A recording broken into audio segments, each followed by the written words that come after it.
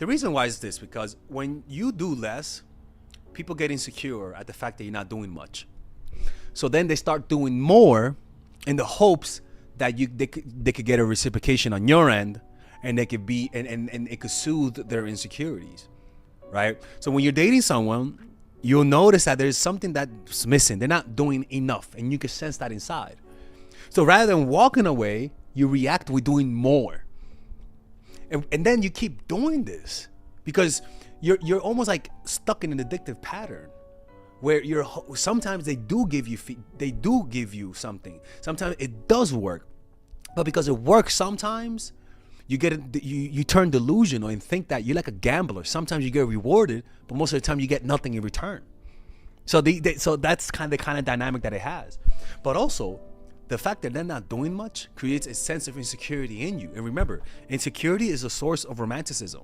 When you feel insecure because they're not doing much, then you start doing more because insecurity causes you to get romantic, causes you to think creatively outside the box, causes you to pay attention to them.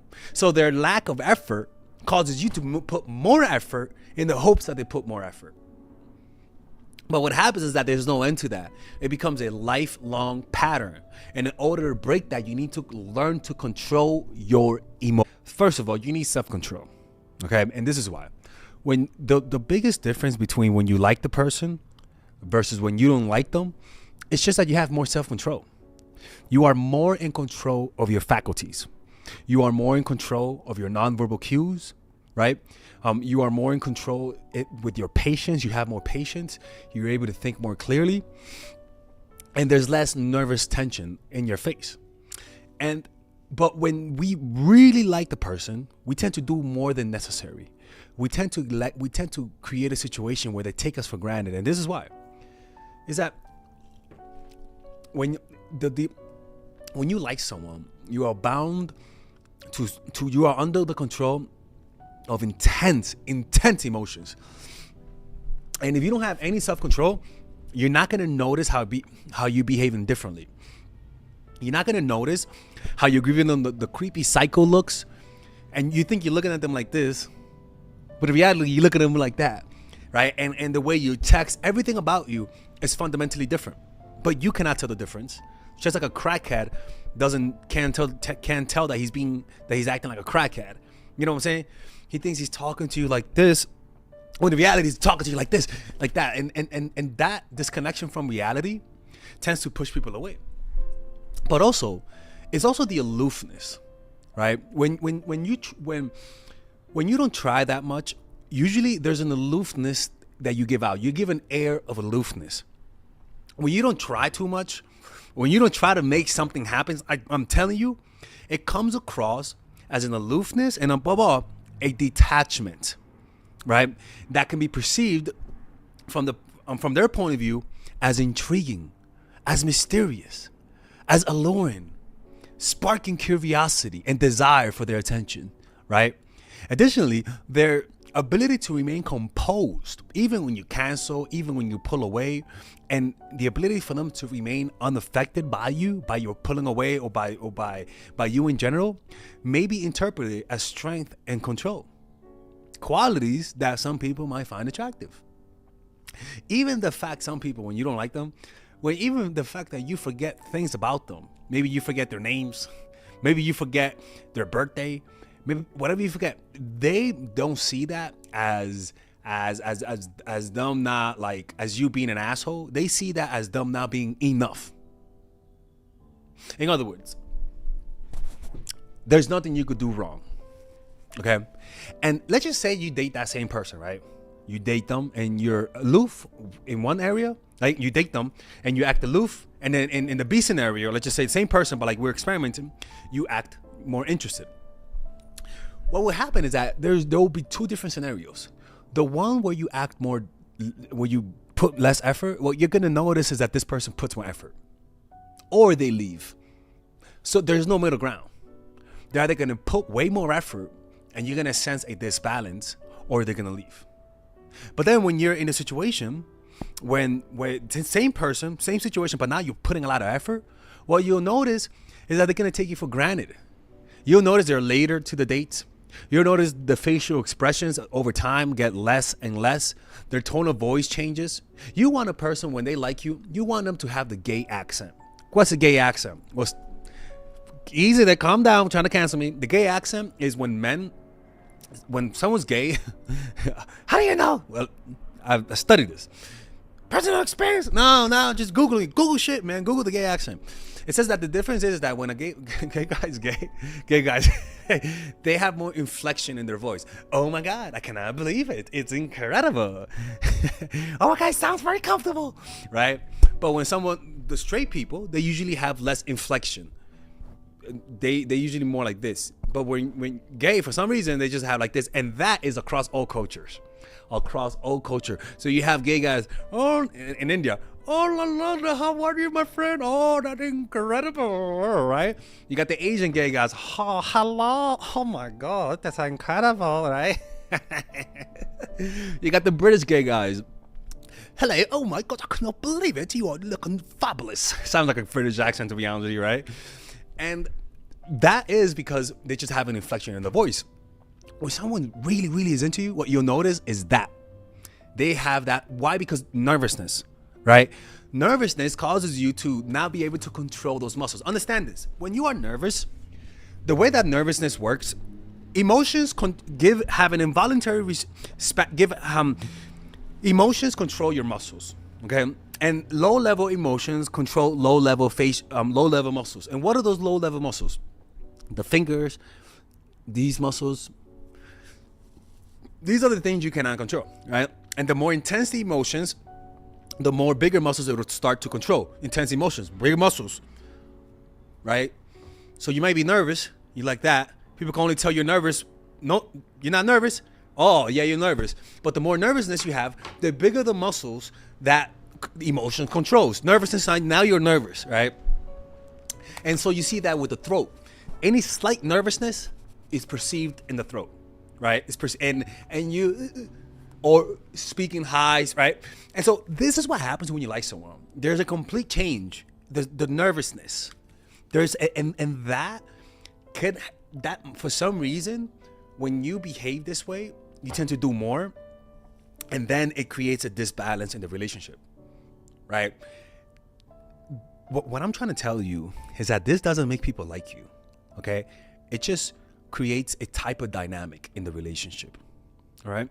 Meaning that when you do too much, you could date the same person, do a lot, and in the other scenario you do little, and they're still gonna like you. The difference will be just that dynamics, where you're the one putting more effort, you're the one always pursuing, you're the one feeling like you're the one that won, and they're the one feeling like they did you a favor. By the way, people, if you guys want to become unforgettable to the person that you're dating, you're dating someone and you want to be unforgettable, work with me one-on-one. There you'll be able to get a one-on-one session, 30-minute session, 45-minute session, 1 hour session, 5-minute session. And there you'll be able to talk to me directly, give me your opinion about your problem, and I'll teach you how to improve your relationship. I'll tell you whether what you're doing is right or wrong. At the end of the day, you're going to get an honest opinion, because most people just don't tell you the truth because they like you and they want to be nice and don't want to hurt your feelings. You know what? The good thing, Father Alex, it's not here to make you happy. It's here to tell you the truth, okay? So if you want to book a call with me, click on the description down below where it says work with me one-on-one, or else they're going to leave you, all right? Okay. All right, click on the description. And that tends to repeat itself. The more it happens, the more it'll repeat itself. And eventually it'll become a self-fulfilling prophecy. So this takes discipline.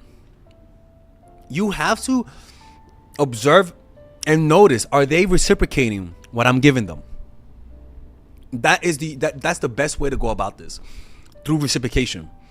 And if you don't know how to do that, well, then learn how to mirror people. Mirroring people, especially if you're the one that goes overboard too much, too often, mirroring people is your solution.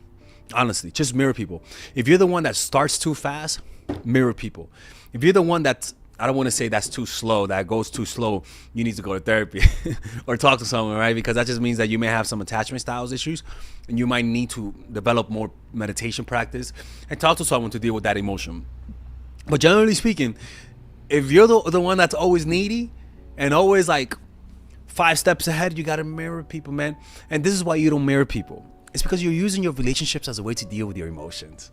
You're using these relationships as a way to self-soothe. So the real purpose of this relationship isn't to connect with them, but to use them as a vessel, as a self-object, a way to deal with your emotions. And that, people can sense that. Some people take advantage of it. Some people resent that. It's never good to do that. The only time when it's good to do that is when you sensed, is you start slowly and you sensing reciprocation. You get help from them, and then they come to you as well.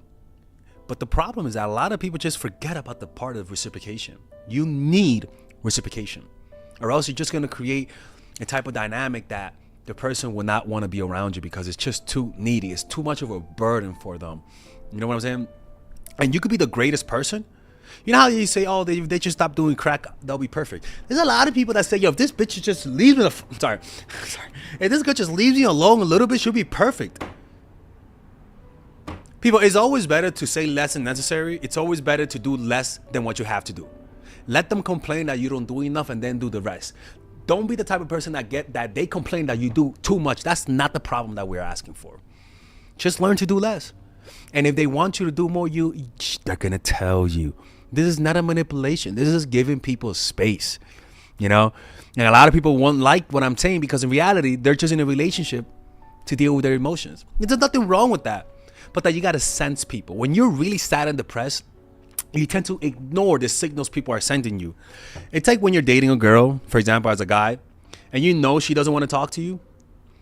But because you're so desperate to talk to her, because you like her so much, you don't care the feedback. You know she's looking around and she's looking around. She doesn't want to talk to you. And you notice it that she doesn't want to talk to you. But you're hoping that you're wrong. And so a lot of people, they're just in a one-way relationship where they don't even give a fuck about the feedback you give. Why? It's not because they don't sense your feedback, but because accepting your feedback means I got to let go of this fantasy of mine. Learn to be happy with reality. Accept life as it is. You know, whatever it is, accept it as though you have chosen it.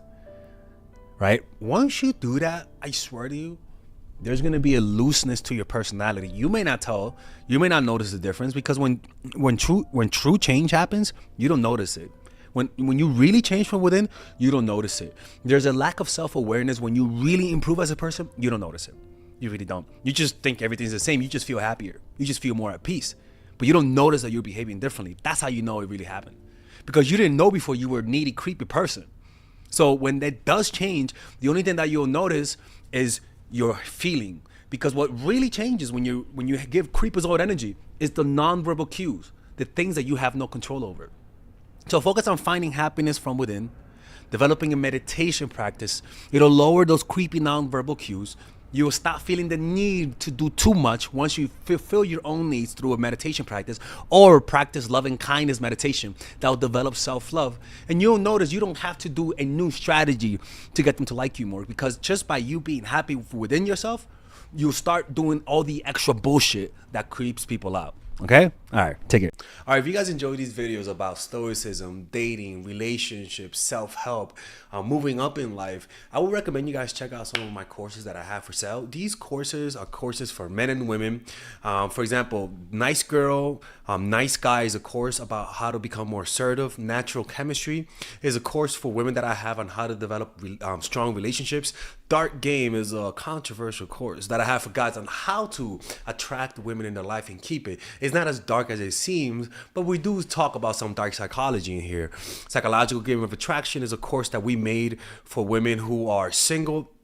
And as you see, we have a course about how to develop charisma, emotional mastery, which is a course about how to develop a meditation practice and how to improve your emotional life, to become more resilient, to not let rejection hit you so hard, to be able to bounce back from failure. I have a course called Nice Guy, which is a course for guys who are single and guys who want to be able to develop more assertiveness training, right? Most of these courses come at $99. And there you can also purchase the bundle where you guys can purchase all of the courses in one go at a discounted rate, right? We have a bundle for women and a bundle for men. So click in the description down below to check them out. You can browse around and see the courses that you like. And if you don't like them, you guys can ask for a 30-day money back guarantee, and I'll give you guys the money back, okay?